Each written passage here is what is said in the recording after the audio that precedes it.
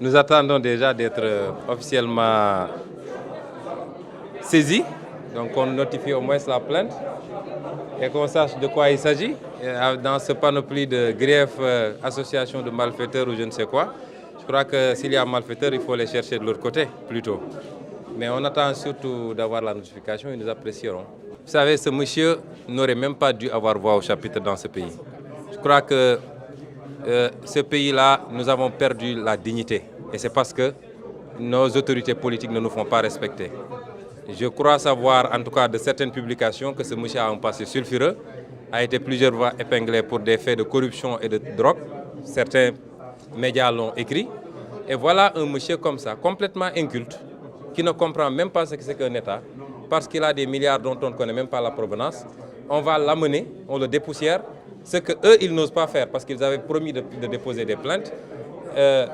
Aliou Sall avait dit qu'il va faire une plainte, après il dit que son frère lui a dit de ne pas le faire, tous les autres, et subitement on nous sort quelqu'un qui a été épinglé partout, qui débarque ici insulter nos autorités publiques. C'est inadmissible. Ce qu'il a dit ici, aucun homme d'affaires n'oserait le dire en Roumanie chez lui. Traiter un ministre d'État de, je ne sais pas, fils à papa. Si c'est le cas, c'est notre affaire, nous, Sénégalais. Ce n'est pas à un étranger de venir nous dire ces questions-là. Donc ce monsieur-là est particulièrement incorrect, je dirais même mal éduqué, et il débarque au Sénégal, il fricote avec nos autorités, on lui signe des contrats, on ne sait pas dans quelles conditions, et il se permet d'insulter tout le monde. Donc moi, c'est ce que je retiens de cette sortie-là. Après, il y a eu des révélations assez intéressantes d'ailleurs. Je crois que M. le Premier ministre Mohamed Abdullah Dionne, qui s'est défini comme un ingénieur en pétrole maintenant, et dans son CV, il est informaticien que je sache, il est temps qu'il sorte s'adresser au peuple. Parce que tout ce qu'il avait dit a été démenti par Franck Timis. Il avait dit que la transaction entre Petrotim et Timis s'est faite gratuitement. Et Franck Timis nous dit que ça s'est fait avec, d'abord, il a pris l'engagement, repris l'engagement d'investir de Timis, qu'il a porté lui-même à 100 millions de dollars, 275 millions de dollars. Il nous a dit ensuite qu'il a repris la garantie et enfin qu'il a versé 10 millions, dont 10 millions de dollars, dont 2 millions 500 cash et l'équivalent de 8% en actions que Petrotim détient sur Timis. Ça démentit le Premier ministre. Un Premier ministre qui se met devant le peuple et qui raconte des contre-vérités, il doit revenir se justifier devant le peuple, si respecter le peuple.